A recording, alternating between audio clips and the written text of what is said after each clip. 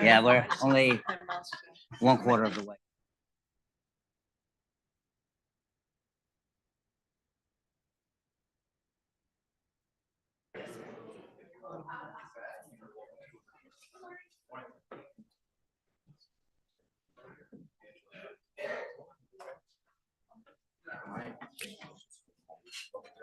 No, we'll explain it to you. You can step up to the podium and we'll go through the rules quickly. Process. Wow. Okay. I was not expecting this many people. Welcome. This is not really. It's all right. Honestly, I live for this. Deep breath. This is pretty Deep breath. awesome. Yay! So yeah. Well, okay. We're all parents. It's Henry, right? Welcome, Henry. That's All right. To the Parents Council interview day. We're glad to have you here today to share more about Carolina Kickoff. If you provide any slides, they should be up here. You'll have 6 minutes to present, followed by 3 minutes for any questions we may have. You can see how much time you have left by looking at our timekeepers over here to the left. Oh, look at that. Yeah. We ask that you speak into the microphone so we can hear you clearly. And then whenever you're ready, please begin. Can I try if this works? Okay, it does. Awesome. All right. Okay, good morning. My name is Henry Rutsch. I'm the director of Carolina Kickoff, an organization here at UNC that's been happening for 80 years. And I'd first like to kind of explain why Carolina Kickoff is so essential in our modern times. The transition to college can be dangerous for a lot of people. It's a really nerve-wracking time, but now more than ever. My generation is the anxious generation, whether that's through social media, whether that's through COVID. This transition to college is difficult for parents, but now more than ever, students can kind of struggle with that change of jumping into a giant pond. With that, the number one factor in kind of lowering these things is self-compassion. And I think the Carolina Kickoff, more than anything, because we're an organization that starts before the actual beginning of the academic year, is able to give students an opportunity to truly connect with one another and kind of lead in that sense. And so who we are, Carolina Kickoff is this organization that has been running for 80 years. It was orientation before orientation was a thing, offering around 175 students an opportunity to go into Carolina with a solid network. We have performance groups that come, we have clubs that come, and students can connect with one another and truly see what Carolina is all about from the student perspective beyond that of just orientation. With that, I'd like to talk about the 3 things I think Carolina Kickoff does best. And the first of those being the on-campus connections. You are going to be meeting with these counselors that are upperclassmen. You have firsthand connections in terms of like what study spots might look like, what the actual classes are like, what favorite professors people have. In terms of that, there's also the students that you're going into, that you have 175 first years and transfer students that you are able to connect with in this 3-day retreat at Camp New Hope. And then finally, we have this motto at camp that camp doesn't truly start until we return back to campus. That being that all of the joys that you have at college will now be happening on UNC's campus. And I think there's something truly special in that. And so our funding is a little wonky. I'm going to go into all of this on the next few slides, but our main funding, our main, I guess we'll call costs, come from the actual rental of New Hope, the food that we have to purchase for the 175 students and the 30 counselors that we have at this point, the transportation between these 2 places to Camp New Hope, and the brochures and field guides. And I'll talk a little bit more about our structure, but in terms of the actual funding, I noticed that a bunch of the concerns within our application were in the actual funding processes. So I'd like to provide like a little bit more enlightenment on what that comes from. So our total price for New Hope is for 1 night, and it's $8,625. Our quote for the buses is from Carolina Livery, and is $5,250. Our total price of food is $9,700. This comes from a mixture of vendors, including Subway and a couple of other people that tend to be the cheapest for the full collection of students. We have t-shirts for $1,300. And then finally, our brochures, which I believe is the most essential part, which are $1,900. The other thing that you guys noted in our, I believe going to concerns now. No? Okay, that's fine. I'm just going to talk about your concerns because I believe there were, kind of. There you go. Nice. Okay. your main concerns were the limited scope of the 175 students. Why give us so much funding if we're only going to be targeting 175 students? And to this, I'd say that our impact, because it happened so early and is so targeted for these 3 days, is larger than a lot of clubs. The other question I had was how we measure success. Orientation is able to connect a ton of people. We aren't trying to be orientation. We used to be, but we've now extended to be something that connects students beyond what this third opening connection for students is. And so it brings me so much joy to see these student leaders in now performance groups and running clubs. And I think that a lot of those things start for Carolina Kickoff for a bunch of students that may not have the same drive to just join and go into things so quickly. And so if you guys have any questions, I'd love to answer them and then go from there. Yes. So the brochures, are those something that are, who receives the brochures? Is that something they get when they arrive, or is that something you do for advertising? Yeah, so I'd like to can I give a little context into this? So Carolina Kickoff is designed to have 175 students. I, this year, am super ambitious about getting the full 175. Our past years, we have not gotten the full number, which is part of why I'm here. So we connected with Justin Insco and the actual programs with orientation to have brochures in everybody's booklet to ensure that we have the maximum amount and have the full impact. I'm sorry, whose booklet? Like the people who actually come, or in terms of there's a folder that students receive at orientation. Okay, got it. Getting people to actually know that camp is happening and then joining in on that is pretty essential for us right now. Yes. So thank you very much for your presentation. Yeah. For full disclosure, I should probably say that when my daughter was a freshman, she did this program. My question is this: it's expensive. It is. And a lot of these students have not been on campus yet. So they come, they arrive on campus, they have their dorm rooms, and then they leave. Yeah. Is this a program that could be done on the UNC Chapel Hill campus in the same way? That's a great question. So last year we had tons of funding problems. Our club was $8,000 in debt, of which I've essentially removed. Our plan this year is to do 1 day on campus and then 1 day at camp. That being, I, as someone that had the full experience of camp at Camp New Hope, truly sees the value in an opportunity where you have no extrinsic outsider views. That I think that's truly special. Last year, having camp fully be on campus, we had a lot of student feedback say that it was awesome to be able to know where their buildings are, enjoy a better night's sleep, perhaps in their dorm room, have the friends and know the best spots on campus. And so I think that by combining those two things with our current plan right now, in terms of having 1 day on campus and 1 day at camp, provides the best value. I will say that this is a bit of an experiment that's never been done before, and we're truly being ambitious in having both days and have them be different. I guess just to follow up. Yeah. And that is very helpful to know. Yeah. If you needed to do both days on campus, is there something about going to Camp New Hope that allows you to do this program, something very specific, something that at this campus it doesn't allow you to do? I think we have a lot of activities that can be more vulnerable. And for last year, it was quite awkward for a lot of students to be doing these more vulnerable activities and have people doing campus tours and walkthrough when these activities are happening. Veen has a question.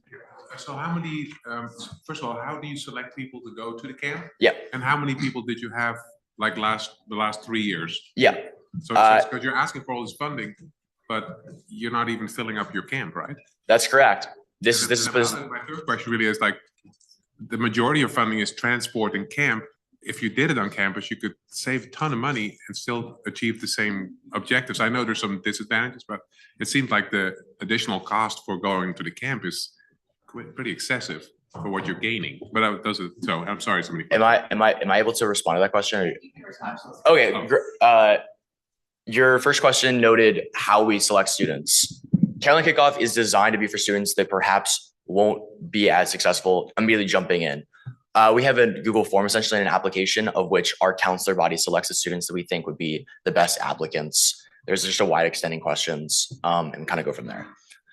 In terms of why we are asking for so much between the two places, a lot of our funding will be coming from the actual student applications. We're trying to keep this at a minimum because the price of Camp New Hope keeps on rising. And additionally, I understand that a lot of our funding goes towards those two factors, but the students are essentially paying for that experience themselves. We're looking for additional funding to actually set those in place with an initial, I believe it's 4,312 as a deposit that we have to put down and kind of go from there. It's just the impact that being at camp has for those people is truly special. And if you talk to our extensive alumni network of the last 80 years, it's just truly something that is special to them, I guess. And how many people did you have last year? Yeah, that's a good question too. So last year we only had 60 people, which is why I believe that getting these brochures and then essentially gunning for the 175 is so important. In terms of our other funding sources that kind of go into this, we received $1,000 from the RSO funding, another $900. So our brochures are essentially paid for, and I think that will cover a huge amount of our funding going in. Am I done? Great.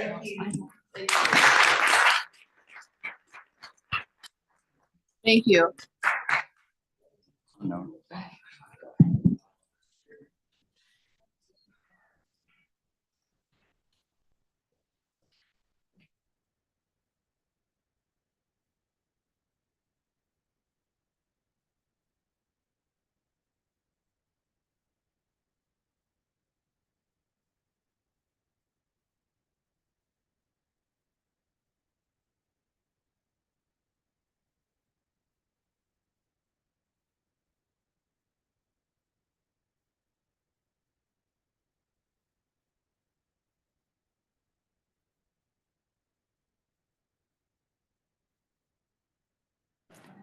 To the Parents Council Interview Day.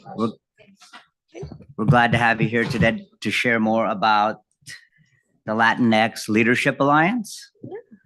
If you provided any slides, Justin should have those available for you. You'll have 6 minutes to present, followed by 3 minutes where we will ask you questions. You can see how much time you have left by looking at our timekeepers to the left. We ask that you speak into the microphone so we can hear you clearly. Whenever you're ready, please begin. Hello, everyone. My name is Selena Ocampo. I'm a student ambassador at the Carolina Latinx Center, and I'm going to be presenting about the Latinx Leadership Alliance. So who are we? We're a collective of 13 student organizations, all encompassing graduate, undergraduate, and professional student organizations. And a special note about these organizations is that they're Latinx inclusive and not exclusive, so anyone can join them. And we're all interested in the same mission of empowering the Latinx community here at UNC, specifically making it easier to collaborate with another and support each other. With that, I want to present a statistic from our own LLA members. 83.4% have felt that the LLA has contributed to a stronger sense of community within the Latinx organizations on campus. And how have we done that? Well, first, this is our main program, and specifically, we work with bi-weekly meetings. In these meetings, we have our student leaders from these different organizations come into our space and talk about any issues that really concern them, share opportunities that they want, share opportunities that are professional, academic, and any other opportunities that are available on campus, resources, as well as make it an opportunity for them to share collaboration opportunities. It's a really great way for all these student leaders to really get to know one another, as the Latinx community is kind of small, and so it's really good to consolidate that support with one another. And with that, as I mentioned before, with our meetings, we can also make events. And this is one of our past events. This is student-led, and this happens at the very beginning of the semester. It's called Bienvenidos a Carolina Barbecue. It's a really great way for our students to kind of get well into the semester. It happens at the very beginning. And specifically, as you can see, there's a lot of students that come out. It serves as a welcome for freshmen, transfer students, or even returning students. And it's really great turnout. It's a fun way to meet other new people and eat delicious food. This is another event. This is one of our bigger events. This happens during Latinx Heritage Month and is at the end. As you can see the pictures, we have performers, games, and food. It's all really just a great way to give our students a way to celebrate their own culture and share that with the whole Carolina community. It's open to everyone, not just our students. And this is Noche Latinx. Given that our students are such high achievers and student leaders on campus, we want to really commemorate those efforts by giving them an awards night. It's also served as a formal night. And so it's really nice just getting to dress up and come out with your friends and celebrate one another. And we have performances and food. And now moving on to that, I want to pivot to what we have been doing in these past few years and our growth and new initiatives that we want to start. So recently we have started La Pulga, and maybe some of you guys have seen this on campus, but every semester we hold something that's similar to a marketplace. This is mostly from student organizations, and they sell delicious food. For example, our past organizations have sold pupusas, tacos, tinga. It's all really delicious food, and it's a great way for our student organizations to procure funds to help them support their own events. As you can see, delicious food, and we also have like dance and music. So it's a great way to support our students during the semester. And this is an event that also happens during LHM. This is the keynote address. Just this last year, we had Prisca Dorjes come in. She is a Latina author of 2 books, and it was a great way for our students to come and meet someone in the media and talk about her own life experiences and learn about diverse perspectives. This is something that we help sponsor, and is pretty impressive since we are student-led. And now our new plan, what we want to do is, now that we've built such a grand foundation with our students, we have 13 organizations. It's very packed in the meeting room that we have. We want to help nurture the skills that they have, learn about leadership skills, learn about the resources here available at UNC, such as financial literacy, or learning about the career services, just all these resources that are not known to these students, and give them that space in our LLA meetings. And now here are their funding details. La Pulga happens every semester, and so just procuring the funds to get activities, as well as giving it easier to like reservation spaces, as well as supporting our organizations, is $500 each semester. The LHM event, sponsoring the speaker, costs around $1,000 as well, with food expenses. And the leadership training, we also want to get like facilitators that are professionals and supplies to give them to really like consolidate support within the LLA. And now this is a quote from one of our members from the LLA. This is a sister from the Beta Lambda chapter of Omega Phi Beta Sorority Incorporated. And what she emphasizes is that the LLA has really contributed to a stronger sense of community within the Latinx organization. And something I want to emphasize is that the LLA hasn't been around for too long, but since the LLA has appeared, there is now a way for all these leaders to kind of discuss with one another all these issues and any things they want to do with collaboration. As a lot of the times when you know a student leader, you know that they're like, oh, this is the leader of mi pueblo, this is the leader of my Mexican, but you don't really know them deep down, and you aren't able to sit down with them. And that is my presentation. Thank you. Any questions? Yes. Thank you so much. I love this. I was just curious to learn a little bit more about who you're tapping into or who you're partnering with the leadership and skills kind of workshop development, because I think that's a great kind of take this more from a social community building, all the events, to really turning it into something tangible where you're helping kids, developing the skills that you have, getting in front of people, promoting, speaking, and developing those core skills. So I'm just curious to learn a little bit more about your plans around that. Yeah. So for me, I personally would want to reach out to any of the resources on campus, such as the UNC Career Services. They provide great services. I just learned that they have a resource that's called Styled for Success, and they provide essentially $700 just for formal wear such as this. And that is something that I hadn't even known, and I'm a junior here at UNC. So I'd want to reach out to a lot of the resources and learn about what else is available here, and also reach out to other professors that are eager to help out Latinx students here, since we're such a small community, we don't really know everything that's out there. So that's what I would want to do with that. Thank you. I have a question. Yeah. Have you explored other funding sources beyond the Parents Council? Yes. As I mentioned before, with the La Pulga, that is a way that we procure funds for our student organizations. As an LLA, we receive 20% of the funds that the student organizations do. And so as we build up our own fund, we are able to provide back to our community and fund our own materials, as well as any other things that we want to pay for. So you mentioned La Pulga. That's one of the new programs that you have that we didn't see before. What is the success? What kind of money did you guys make last year? Last year, I don't have the specifics as I wasn't in charge of the finances, but it does generate quite a lot. Just in our LLA fund, we have around $500. And so that is something that I can give you in details, but I don't really know the specific numbers. So my question was because it costs $500 to run it. Are you coming out in a profit? That was my question, you know? Yeah, it's mostly with the student organizations that take on that charge. And so if they need any extra help, we will provide that with them. But we also want to flourish out and provide fun activities that we weren't able to do that beforehand.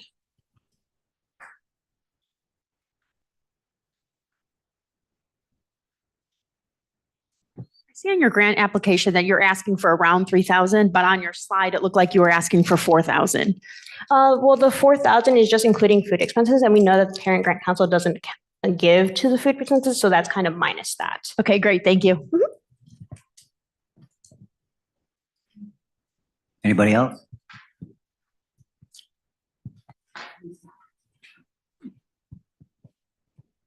Just wanted a little bit more clarity about La Pulga. So the funds that are raised through that event go directly to the 13, to the individual organizations, or does that go to the LLM? It goes to the LA fund, which then goes back. If they need support, we all vote as a collective if do we give out this money. And so it's not something that I specifically control. It's everyone is able to chip in that. And we also sometimes through the LA fund, we give out a donation to any kind of cause that we're interested in. Just in last semester, we saw with the NC in the Western NC, there was a lot of hurricane relief that was needed. And so we donated to Vecinos, which is a farm workers organization in Western North Carolina, and provided that support to them.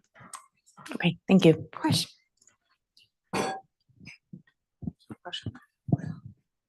Thank you very much. Thank you.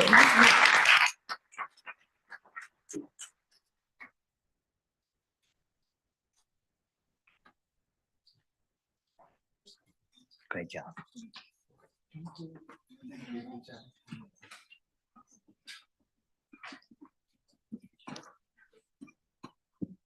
That's out.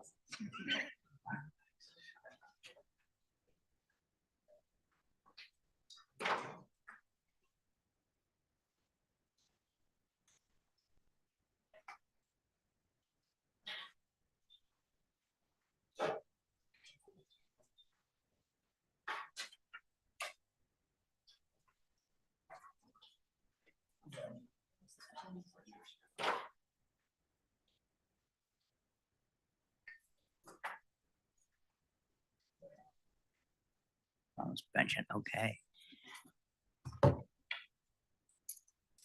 Welcome to the Parents Council Interview Day. We're glad to have you here today to share more about the peer education training for violence. If you provided any slides, they should be available to you. You'll have about 6 minutes to present, followed by 3 minutes for any questions we may have. You can see how much time you have left by looking at our timekeepers. We ask you to speak into the microphone so we can hear you clearly. And then whenever you're ready, please begin. Awesome. Thank you all so much for having me and for being here today. My name is Holly Lovern, and I'm the Director of Violence Prevention and Advocacy Services, which is an office in our Division of Student Affairs here at UNC. I've been here for 8 years, and prior to this role, I was a Gender Violence Services Coordinator in Carolina Women's Center first, and then our Violence Prevention and Advocacy Services. So I've been part of our violence prevention and response work for a while. So Violence Prevention and Advocacy Services, we have two parts to our office. We have prevention initiatives, and then we have confidential support. So for our prevention initiatives, we are looking at trainings, at programming, different strategies and initiatives. They're focused on the different topics like bystander intervention, healthy relationships, consent, creating safer communities, and supporting others. We also have our confidential support and services for any student or employee who's been impacted by any form of sexual violence, interpersonal violence, stalking, harassment, anything of that nature, to make sure they can get connected to the resources that they need here at Carolina. So look, quick, brief history and future of violence prevention advocacy services. So this work has been situated at the university for a lot longer than VPAS has been established. So like I mentioned earlier, some of this work has been in different divisions, housed in different offices, but in 2022, UNC decided to establish violence prevention advocacy services, bringing together the prevention work and the confidential support. This follows a model that we see at many different campuses. And so really bringing us kind of into that fold to increase visibility. And honestly, we just heard students asking for it. They were coming to campus as incoming students, transfer students saying, hey, where's the violence prevention office on campus? In 2023, both violence prevention staff left VPAS to pursue career opportunities. So we were really sad to see them go. We were sad about the timing, but this forced us to pause our peer education program for that moment. Myself and our other confidential advocate were the only staff left, and we just did not have the capacity to support that program meaningfully and well, and to make sure we could run it sustainably. With our staff departures, we really decided to look at what was the structure of our office. And in 2024, Student Affairs established the inaugural director position, which I stepped into in November of this past year. And so now I am working to hire staff. So we are getting ready to post our prevention position. We just rehired the person that replaced my role for confidential support. And I'm really looking at rebuilding and revamping all aspects of our office, from structures to program goals, our mission, and really looking at just how do we build a pan-university strategy. As part of that, it's looking on how do we focus our student peer education model, and really wanting to build something that is sustainable so we do not force or have any continued like interruptions or a staff leave. There's a solid transition plan. How do we make this beneficial and meaningful for students, not while they're only here at Carolina, but also for their life after the university, thinking about where they go in their workplaces, the relationships that they build. How do we make this something that is strong and robust with metrics, and then also data-informed expansion? So what I'm asking is for funding for training and professional development to support 5 to 7 student team peer educators under our NASPA certified peer educator program. This is a program that many campuses use, including our rivals in blue down the road. Duke just started implementing this recently, but this would allow us to kind of have a baseline program to help with starting to educate folks on what it means to be a peer educator and to have peer influence in this kind of work. And so you can see our timeline here. We are on timeline right now. As I mentioned, hiring professional staff, and then I'm starting to work right now on our position descriptions for our student team and what their responsibilities will be. And then we'll start recruiting and hiring coming up. And so the Certified Peer Educator Program, it's a 12-hour self-paced flexible module, which I really like because it provides folks with a baseline knowledge and awareness and kind of understanding of what it means to be a peer educator. This is a long-standing program that's from NASPA. And really one of my goals for implementing this is to be able to connect that experience of being a peer educator to their career development and experience. As you all see in these 12 hours, the different topics reflected, these are things that our students can benefit on past their time at Carolina, where they're going for different jobs, where they're building their different relationships, their networks. And so really setting a foundation in our office, but for this work to continue past here. And so violence prevention is required by federal law, but how we do it and the ways it looks can differ. And so this is really, to me, why peer education is so important here. Our students have the opportunity to be role models for culture change and seeing the social norming that we want to be part of our Carolina community. They can reflect the campus needs and the different populations. They can have more meaningful opportunities for outreach, and it allows us to co-facilitate with staff for that reliability, the consistency, the expertise, but really the buy-in from our students. It allows us to go kind of beyond the floor to really what are our students looking for and how can they be agents of change in the community. And I'll wrap up with this. For me, this is kind of why students being involved in leading this work is so important. In our 2019 campus climate survey, it asked, was a resource or a program contacted or was someone told when they experienced some form of gender-based violence and harassment? As you can see here, 17 contacted a resource, but 82.5% contacted somebody that they knew. 78% of those were a friend. And so thinking about how do we truly infuse a violence prevention strategy across campus, it involves our students. They're the ones having these conversations. They're the ones that are seeing what their peers are navigating, who can challenge different behavior that they may see that concerns them. And so this is a really strong way for us to increase the access to these conversations, to education, to support, but really create a co-created sense of responsibility for safety here. So thank you, and happy to take questions. I think we have Bean. Well, first of all, it's a great program. I'm very surprised it doesn't exist already, to be honest.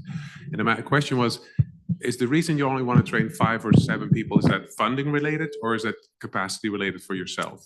Because I mean, if you had more money, would you be able to train more? Because it seems like 5 people or 7 people is not a lot for the student population we have. Yeah, so it's a little bit of both. So funding is a part of it. I think the other part is wanting to build something that is sustainable and works well first and then expand it. For we could have 50 peer educators and really be able to reach across campus in all the different pockets. I want folks to see themselves reflected in our office and who is part of our team. But a lot of it's really being able for me to build this well, figure out what works, what is a meaningful experience for them, and then scale up based on their experiences, the needs that we're seeing in our community, what are the evaluation and the metrics showing. Okay. Next year wanted to do more, you could do that. You want to try 5 or 7 first? Is that what you're saying? Yes. Yeah. 5 to 7 seems like a sweet spot initially based on kind of some of our previous data from different models of this. And then the intention will be to scale up. Absolutely. Okay, so I have a follow-up question. First of all, congratulations on your position. It sounds like an excellent program. Thank you. And so glad you're doing this. My question is with the funding, are you looking for funding for us for the student-led program because you're initially starting this up, or are you going to need this? Is this something, a future need that will continue, or is this something that you're hoping to incorporate from student affairs going forward?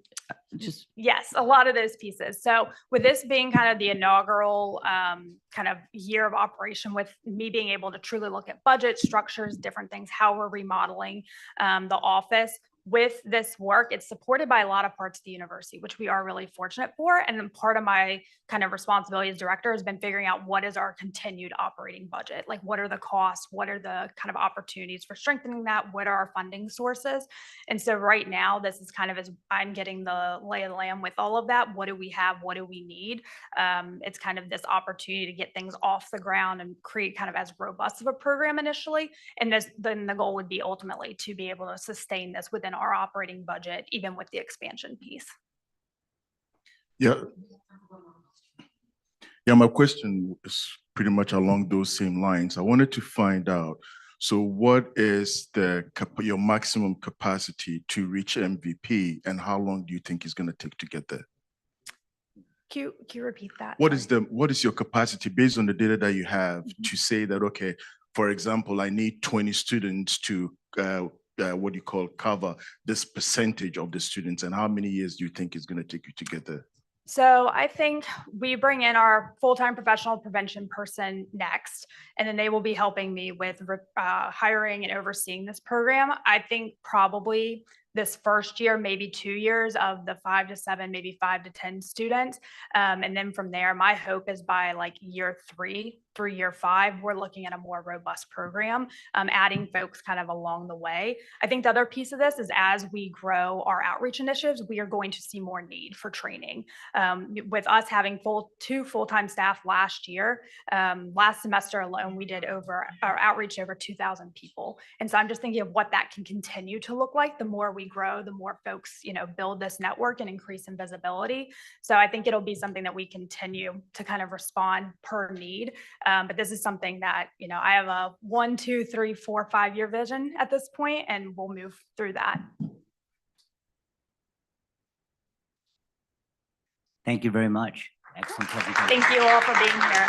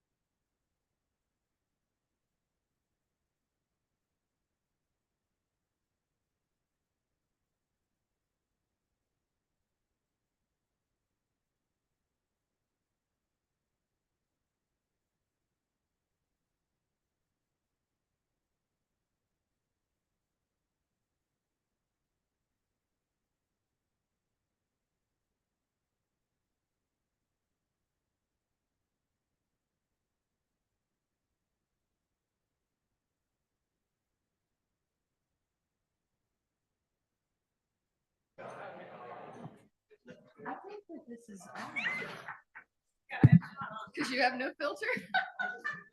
I'm just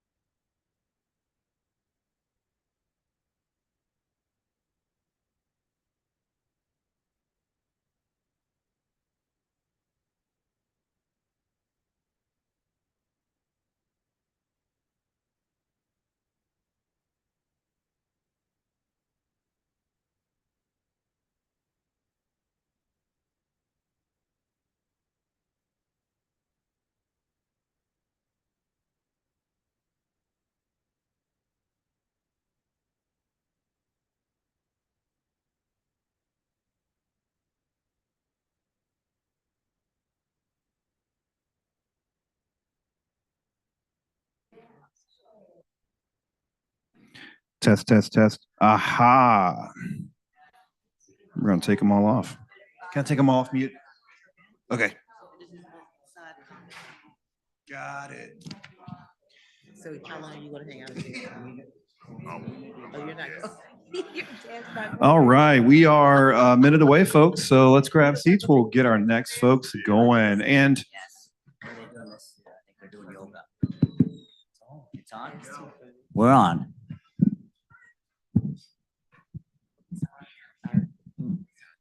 back your power. Oh, there it is. No more sidebars. So this is the last one. Last night. This is a project. Costco. So this is the, this is the next one. Yes, because last year they had us for swimming.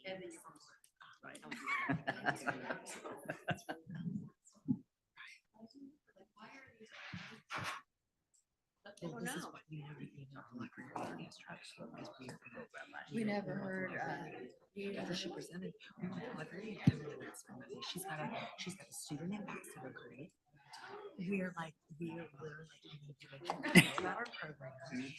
Yeah, zero round. They need to be the ones to present. Is that really on? You need whiteboards. We will pay for your whiteboard. This arm. These are all of my thoughts.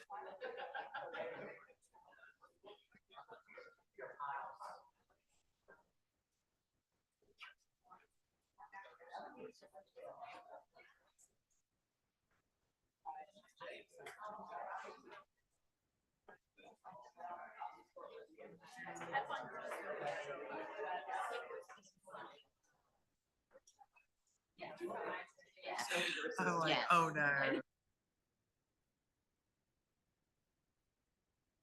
Test, test.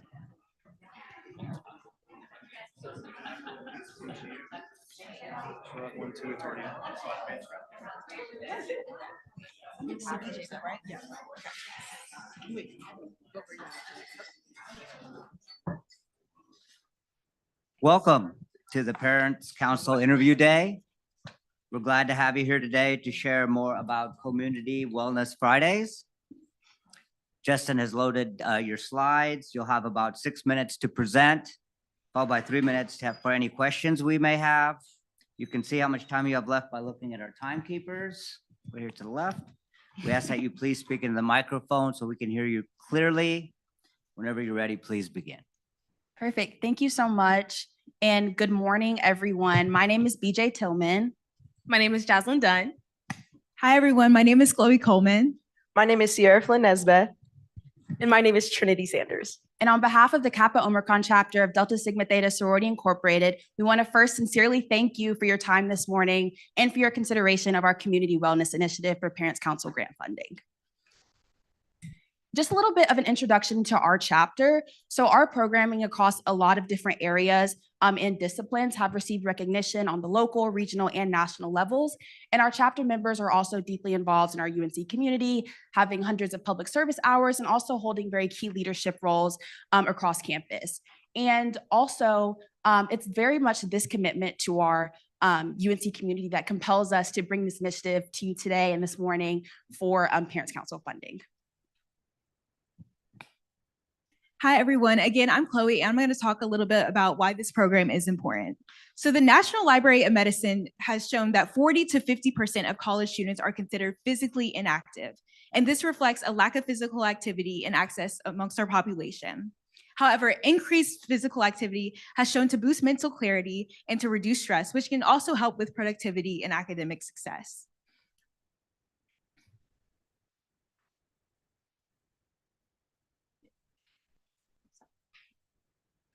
So in terms of the purpose, we hope that Community Wellness Fridays will create a more holistic approach to physical and mental health on UNC's campus. And also physical and mental health are one of the 5 programmatic thrusts of Delta Sigma Theta sorority and vital to the success of the UNC community.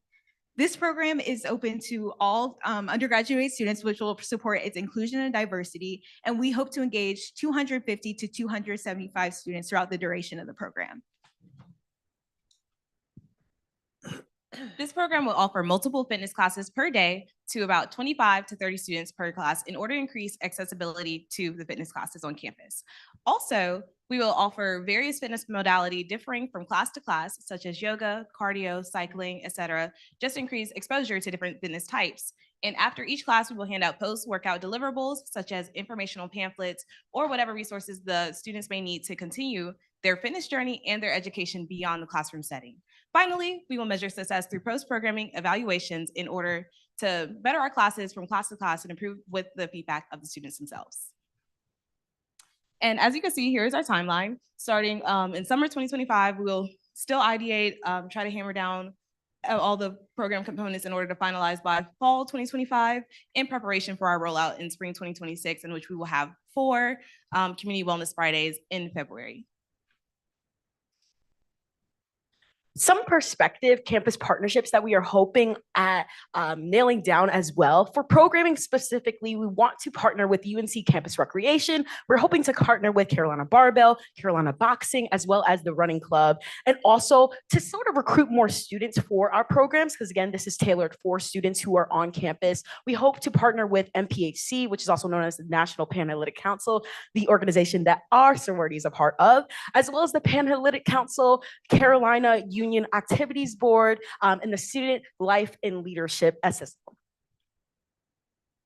And for program budget, we are asking here for $3,500 to kind of break down that number for you all. We're asking for $1,750 for take-home participant materials, also known as fitness gear, yoga mats. We're asking for $1,000 to cover student employee fees, as we will be reaching out to student employees on and off campus to carry out our program, $500 for post-workout nutrition kits for our participants, and $250 for marketing and outreach efforts like social media marketing within the pit. And so I just want to go over and highlight some of our goals. We just want to eliminate those barriers to fitness by providing those take-home materials, create sustainable change, longevity, and create an inviting environment, because working out with other people is way more fun than working out alone. And why Kappa Omicron? We've had the privilege to host numerous programs with the Parents Council. Here's some in the past. And then right now we're implementing the wave control program, where we're providing swim lessons to Carolina students, and we're providing different stuff they need to swim, like swim caps. And yeah, it's a great initiative that people are doing right now. And again, to nail down what makes this program specifically different, me as a UNC Campus Recreation group fitness instructor, I can tell you we have nothing like this right now on campus. Right now, there's only 45-minute classes, and we do see a need for giving more informational structure for students so they can take what they're learning in these classes and actually apply it outside of the classes. And so this program that we are presenting to you today hopefully can fill that gap for students, give them giveaways, goodie bags, and support that they need to continue their fitness journey, not even just in campus recreation spaces, but even in the kitchen. Thank you so much. Is there any questions? Thank you so much, and great presentation. You mentioned like last year we supported this swimming. Any of you all participating in that event is question number one. And question number two is how many people are participating in that program? I can tackle that.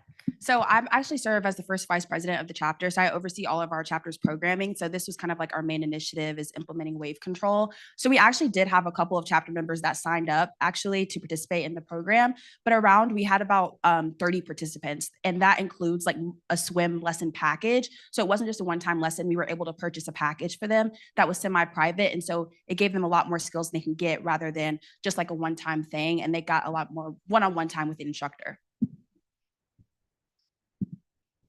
Do any of the goodie bags include any food items or just exercise equipment?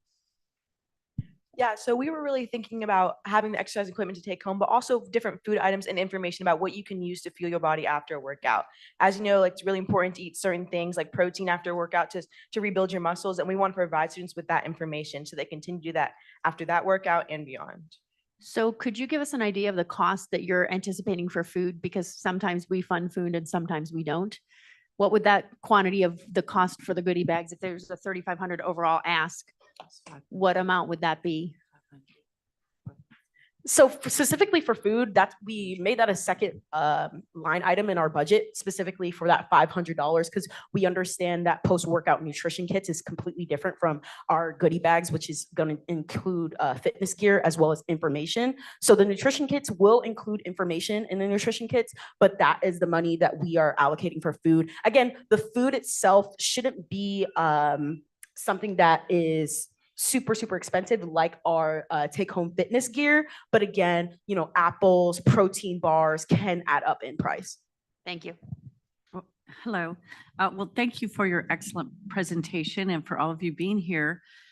My question is regarding the swim program that we helped to support or fund last year or in the past. Are you continuing with the success that you've had with the swimming program? And do you anticipate the numbers for that program increasing? And does it have any correlation or with this program or?